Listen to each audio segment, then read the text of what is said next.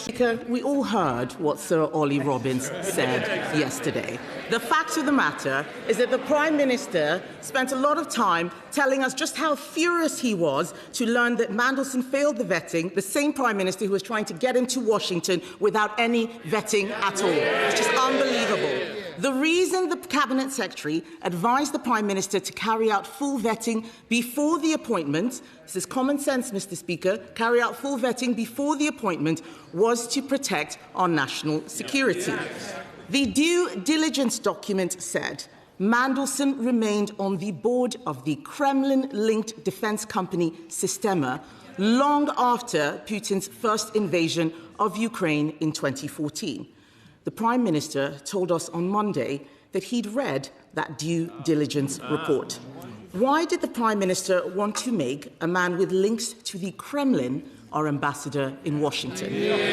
Well, Mr. Speaker, let me deal with the first allegation she put in that question. It was all... I don't know what planet the Prime Minister is on, Mr. Speaker. Appointing someone with known links to the Kremlin is not full due process. If anybody had brought that sort of name to me when I was a Secretary of State, I would have said, no way. The Prime Minister thought someone with Kremlin links was still probably OK. Let's do some vetting. Why does this matter? He keeps leaning on Sir Ollie Robbins, a man he sacked. He keeps leaning on him. Sir Ollie Robbins said yesterday that Peter Mandelson was given access to highly classified briefings even before he'd received clearance. That was a clear national security risk. How can the Prime Minister still maintain that full due process was followed? Mr. Speaker, as a member of the House of Lords... House of Lords, does he mean people like Matthew Doyle? I'm amazed. Yes, right. I am amazed at the level of chuntering from Labour MPs. He promised them probity. What he's given them is cronyism and an old boys' club where Matthew Doyle is being proposed as an ambassador.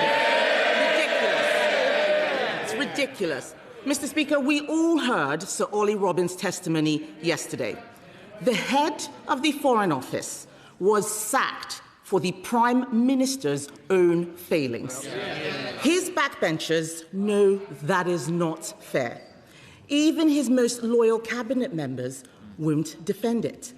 The Prime Minister did not follow the process the Cabinet Secretary set out in November 2024. He knows he did not follow due process, yet he told the House he had.